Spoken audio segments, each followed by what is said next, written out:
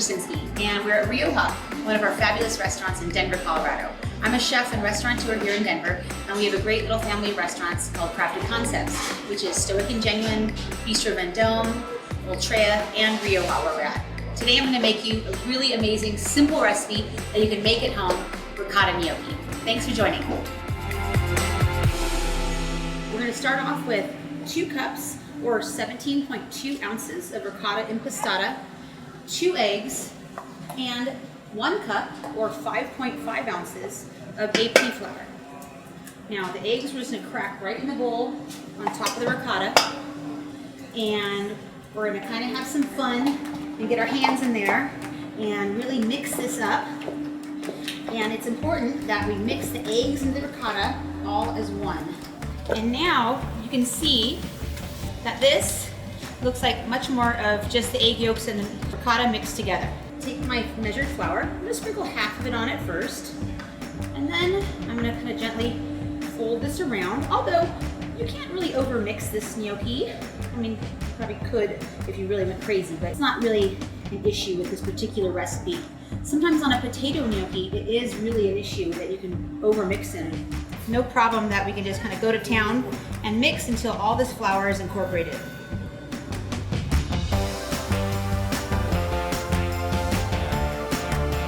Just salt in here. And now I'm going to turn this out onto my board so I can knead it a little bit. Right. And on the board, I always like to have a little extra flour. If that dough ball is sticking to my hands, it needs a little extra flour. So turn the ball, fold half of it towards you, push it away, pull it back. You kind of repeat that process. Right now it's sticking to my hands, which means it needs a little bit more flour. And I'm going to knead this until it doesn't stick to my hands anymore. Beautiful. Now we're making this dough ball that's not sticking to my hands. I'm going to wash my hands and come back. Okay, so now that our dough ball is ready, now I'm going to divide this into 4 or 5, I'd say 5 or 6 pieces. This is a dough scraper. You can use a knife though if you don't have a dough scraper at home. And we're going to roll this into logs. So the way we do this, we have our hands in the center of this log, and we're gently pushing down and outside as we go. Get them all nice and even in width, so that way they cook at the same rate. That's really important. I'm going to cut this a little bit shorter so it fits on my cutting board. Roll this to the top of my board, and that's going to wait for me to cut it after I'm done rolling all these.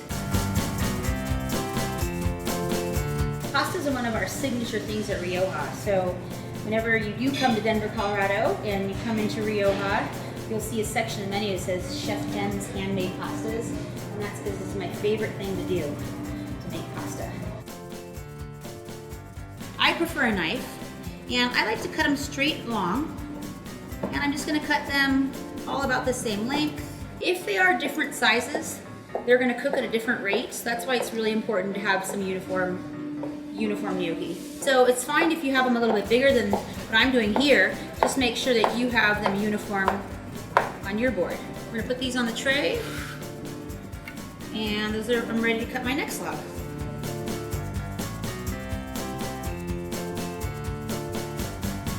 Alright, so now we have our gnocchi. There's a little dusting of flour on this, and I have them on a piece of parchment paper.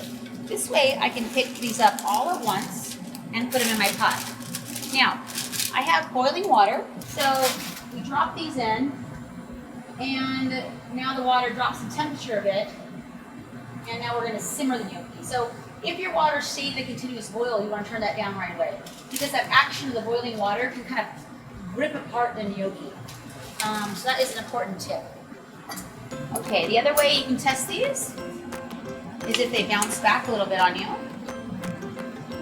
They're almost a little bit bouncy. What I want you to do is open up a gnocchi after it comes out of the ice bath, and if it's doughy inside, put it back in the water. But I'll scoop them out, and now we're going to put these in our ice bath. Right.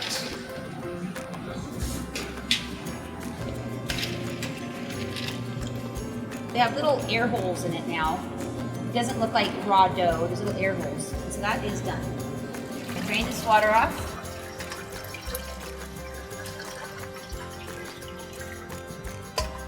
will drain these gnocchi really nice, and it is important to get them dry. So put them on the tray here. I have a couple random or rogue ice cubes. So I can get these off here. I just want to get the excess water off of them before we cook them.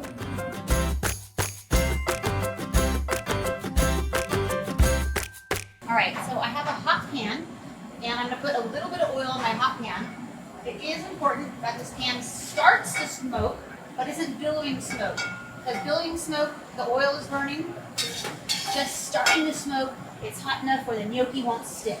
So there's a very important difference right there. Very important. Put these gnocchi in here. Wonderful. I'm going to put a little pinch of salt on here. Season the gnocchi themselves. Very light pinch of pepper, not too much pepper. We're going to let those sit. Then we get a little crust, a little sear on the outside of those gnocchi. And then I'm going to put in my little chunk of butter. And the butter can start cooking with the gnocchi. You can't put the butter in the pan in the beginning because the butter will get brown. It'll brown too fast. And beurre noisette or brown butter is delicious, but it wasn't what we're going for here. Okay, let that butter move. I'm going to pick this up. Get a nice shape. See, those are beautiful. They're all beautifully brown. We didn't stick to the pan. That pan is hot enough. Very nice. Flip that over. These gnocchi will get crusty on the outside. They'll souffle up on the inside. Really nice. I'm going to pull these off the fire. I'm going to put my spinach in.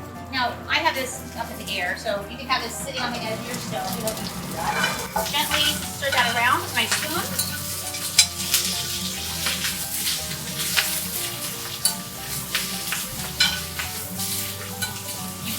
Once you put the spinach in, you need another little pinch of salt because spinach is mostly water, and that will kind of dilute the flavor.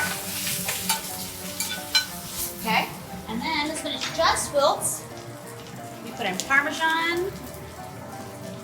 I have some nice grated Reggiano Parmesan here, and some pine nuts. So for each one order of gnocchi, there's 1.5 ounces of spinach, 1/2 ounce of pine nuts, 1/4 ounce of butter. But of course, you can put as much Parmesan or as much spinach in it as you like at home. And then we serve that up in a bowl right here. And you can see the cheese stuck to them really nice.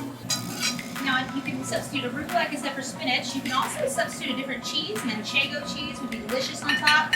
Even a little goat cheese sprinkled. I wouldn't toss the goat cheese in like this. I might just sprinkle the goat cheese over on the plate. But that would also be delicious. Goat cheese and spinach go really nice together. And then if you like a little extra Parmesan on top, always nice. Or a little extra pine nuts, always nice. Okay, this is beautiful, delicious Rioja ricotta gnocchi. And I hope you make this at home and you enjoy it as much as I do. Thank you.